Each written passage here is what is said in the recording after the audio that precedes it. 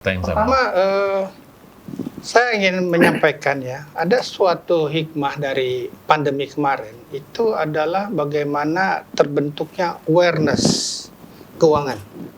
Paling tidak ini ditunjukkan oleh tiba-tiba ada lonjakan yang luar biasa dari penetrasi SBN retail.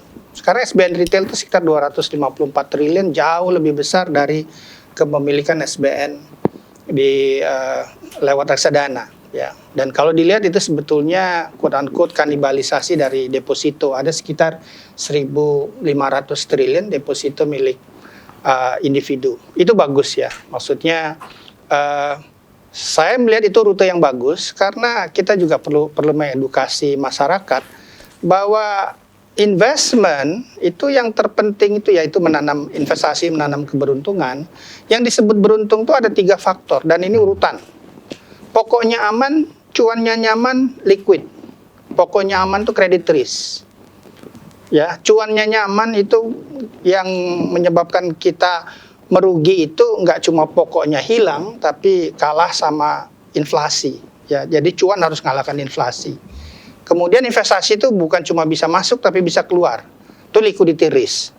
Unfortunately di masyarakat kita yang terkena investasi bodong, itu sebetulnya lebih lihat cuannya, dan cuannya tuh extraordinary gitu. Dan pertama kali dalam investasi segala suatu too good to be true jangan langsung percaya gitu.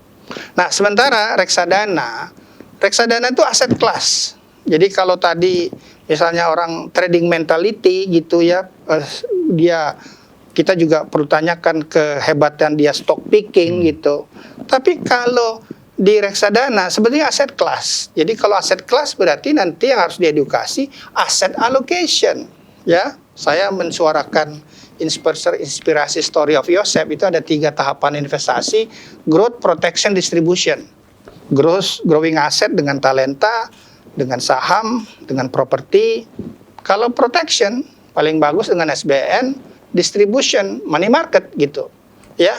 Dan ini menurut saya kesempatan, karena orang seringkali lebih mudah setelah punya pengalaman negatif, tapi kita arahkan jangan trauma.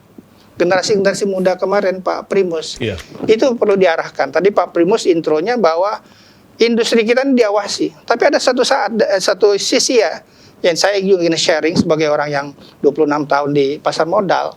Sebetulnya kalau mau bertahan, itu kita harus jaga amanah kepercayaan. Karena mengelola uang ini loh. Gitu. Kalau mau hotshot aja kemudian nama tiba-tiba jatuh, itu bukan yang kita cari gitu. Jadi embedded di industri ini adalah amanah. Di TCW itu ada yang udah 40 tahun di industri.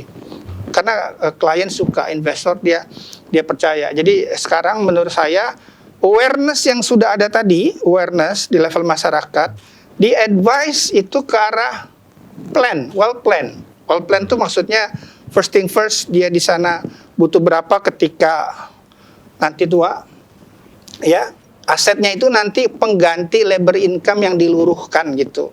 Nah, mari kita bicara wealth planning, dan ini kesempatan di sini banyak WMI ya, sebetulnya kita juga melihat ini peluang ya mengatasi tantangan middle income trap tanpa melanggar pantangan, jaga amanah dan mencukupi rantangan. Ya, mari berkarir di industri keuangan.